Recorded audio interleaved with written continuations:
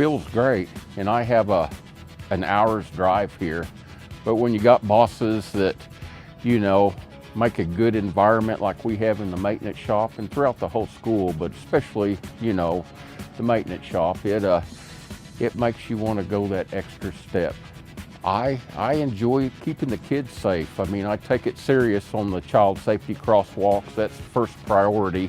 And it does matter, having a good bright crosswalk, it helps safety. And Tiger family, just, we all care about each other. And if we do have a disaster and, family, we all pull together.